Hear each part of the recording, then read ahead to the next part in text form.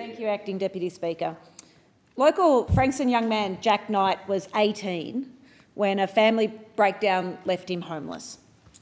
As he told the ABC News during the election campaign, he spent a couple of nights on a friend's couch before he ended up sleeping in a garage.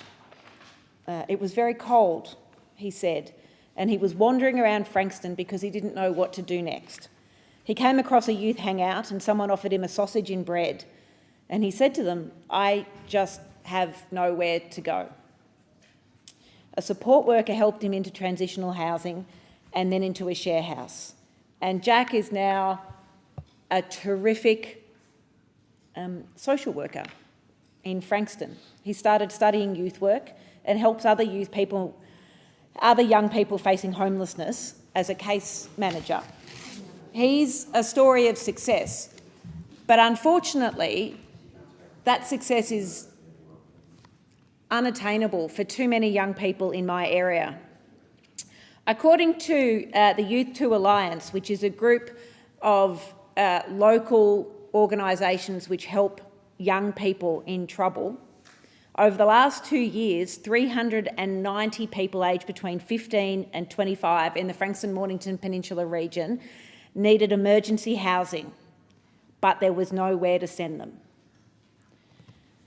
And we know that in addition to a lack of emergency and transitional housing in my area, particularly for young people, the increase in rents has become a significant crisis. Frankston house rents rose 12.5% to a median $450 per week over the past year, and in Frankston North, one of the most disadvantaged areas in my community, rents rose 10.1%. Young people like Jack, when he was in that situation, just can't get into those private rentals.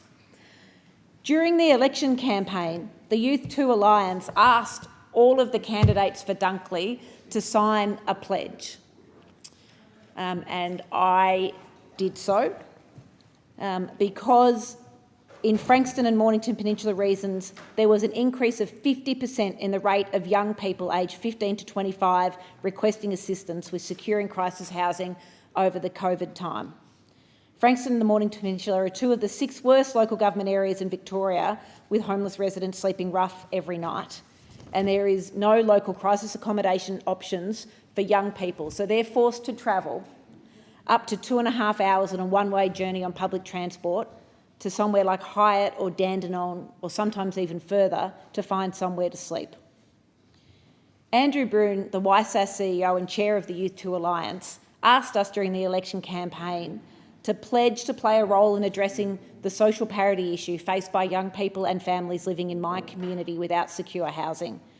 We were asked to commit to advocating for youth-specific crisis accommodation in Frankston and the Mornington Peninsula region, and commit to working actively with local community service organisations, lived experience advocates like Jack, and local and state governments to end youth homelessness in Frankston and the Mornington Peninsula. In this National Homelessness Week, it seems an appropriate time for me to repeat that pledge in Australia's Parliament. It is something that I am committed to, and with this Labor Albanese government, I am confident that we will make great strides to solving. I have given, I don't know how many speeches in this Parliament over the last term, calling on the previous government to support these calls for youth crisis accommodation in my area, and they weren't answered, and I will not give up.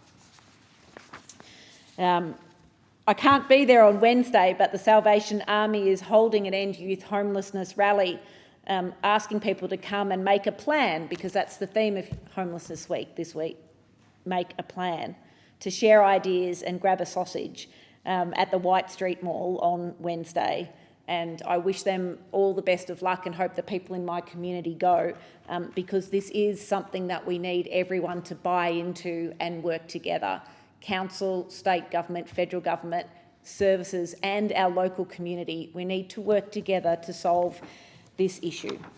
I'm really pleased that in the government that I'm now a part of, housing and homelessness has been elevated to Cabinet, and we have a plan through the Housing Futures Fund. And importantly, we have a plan to work with state and local councils for all level of government to come together to do what we can to pull all the levers to end homelessness.